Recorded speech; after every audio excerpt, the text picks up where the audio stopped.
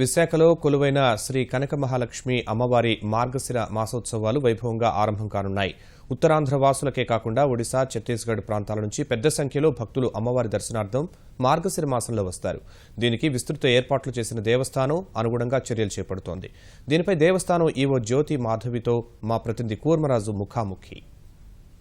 మాసోత్సవాలు విశాఖపట్నం శ్రీ కనక మహాలక్ష్మి అమ్మవారి దేవస్థానంలో వైభవంగా నిర్వహించేందుకు దేవస్థానం అన్ని ఏర్పాట్లు పూర్తి చేసింది. ఈ ఏర్పాట్లకు సంబంధించి ఇక్కడ ఎటువంటి భక్తులకు సౌకర్యాలు, అలాగే ఇతరత్ర అన్నదానం వ్యవహారాలకు సంబంధించి కార్యనిర్వహణాధికారి జ్యోతి మాధవ్ గారు ఉన్నారు. జ్యోతి మాధవ్ గారు, ఇప్పుడు ఈ మన దేవస్థానం ఈసారి మార్గశిర మాసోత్సవాలకి ఉన్న ప్రాధాన్యత ఏంటి, అలాగే ఈసారి మార్గశిర మాసోత్సవాలకు మనం చేసిన ఏర్పాట్లేంటి?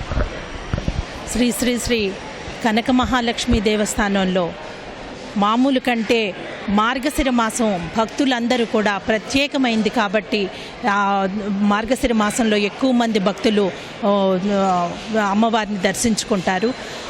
ఈ టైంలో అందరు భక్తులకి కూడా ఎటువంటి అసౌకర్యము కలగకుండా మేము అన్ని ఏర్పాట్లు కూడా చేస్తున్నాము.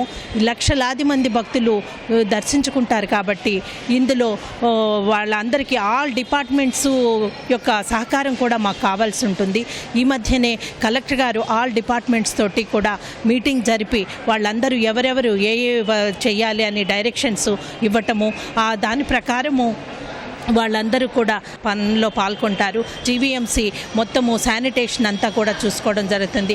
ఎక్సైజ్ డిపార్ట్మెంటు ఇక్కడ ఏవి దగ్గరున్నటువంటి మందు షాపుల్ని మూయించడం కూడా జరుగుతుంది.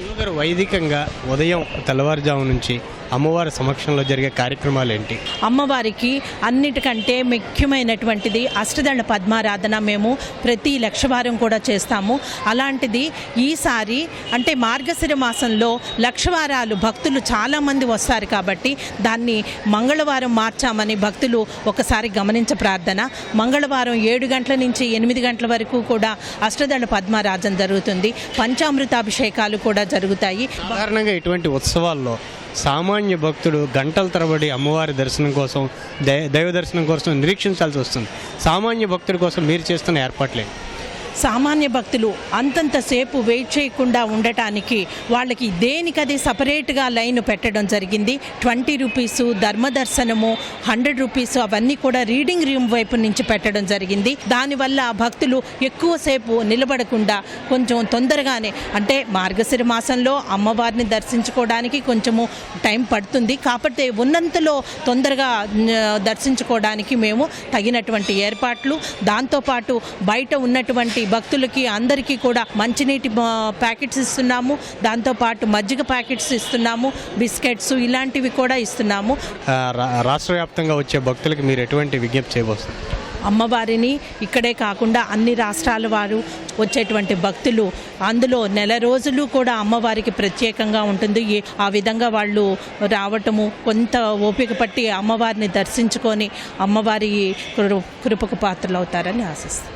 ఇది దేవస్థానం తరఫున వారు చేసిన ఏర్పాట్లు. అలాగే ఈ కనక మహాలక్ష్మి అమ్మవారి దేవస్థానం మార్గశిర మాసానికి అత్యంత విశేషమైన ప్రాధాన్యం ఉంది. ఈసారి 5 మార్గశిర లక్ష్మీవారాలు రావడం జరిగింది. వీటన్నిటిలో కూడాను ఎక్కువ మంది భక్తులు దర్శించుకునేందుకు వీలుగాను ఏర్పాట్లన్నీ పూర్తి చేసాం. అన్నదానాన్ని కూడా విస్తృతంగాను ఏర్పాట్లు చేసినట్లుగా ఈవో చెప్తున్నారు. కెమెరామెన్ సిఎస్ శ్రీనివాస్తో కూర్మరాజు, ఈటీవీ న్యూస్, విశాఖపట్నం.